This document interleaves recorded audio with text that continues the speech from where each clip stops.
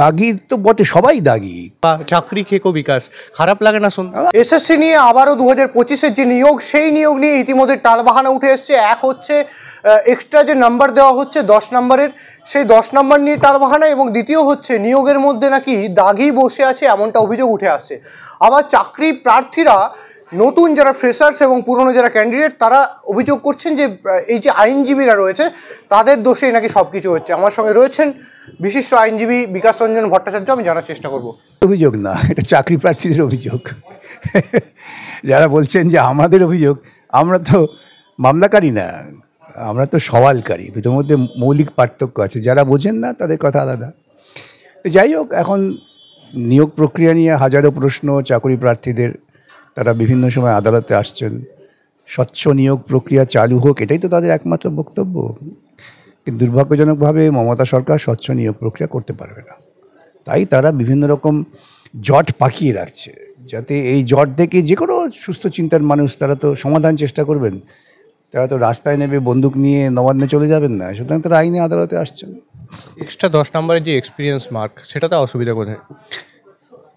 অসুবিধে হচ্ছে ভারতবর্ষের সংবিধান আছে, সংবিধানে যেখানে বলা হয়েছে যে চাকরির ক্ষেত্রে প্রত্যেকের সমান অধিকার দিতে হবে। তুমি যদি প্রথমেই বলে দাও যে আমি 10 নম্বর অতিরিক্ত দেবো যারা আগে চাকরি করেছে এবং যাদের চাকরির দুর্নীতির জন্য বাদ গেছে, তাহলে নতুন ছেলেমেয়েরা কোথায় যাবে? শুরুতে কোনো রকম পার্থক্য রাখা যায় না। হ্যাঁ, চাকরি হওয়ার পর প্রমোশনের জন্য হতে পারে, যে যাদের বেশি দিন অভিজ্ঞতা আছে, অতিরিক্ত যোগ্যতা আছে, প্রমোশনের জন্য এটা হতে পারে, কিন্তু প্রথম নিয়োগের ক্ষেত্রে এরকম পার্থক্য হতে পারে না।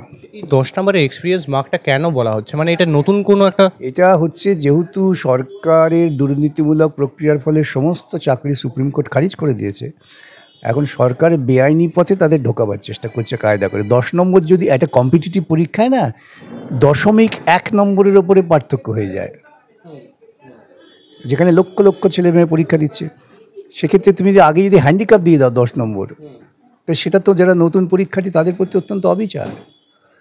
যদি এটা হতো যে যারা 2016-তে চাকরি বাতিল হয়েছে, 2016-র নিয়োগ প্রক্রিয়া, তারা আলাদা কথা, তা তো তোমরা করো নি।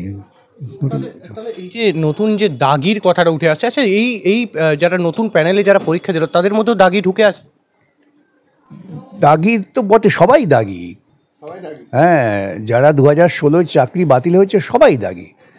কেউ সরাসরি বামাল সমেত একসঙ্গে দল চুরি করতে গেছে, বামাল সমেত কেউ ধরা পড়ে গেছে, আর কেউ ধরা পড়েনি, পালিয়ে গেছে, সবাই দাগি।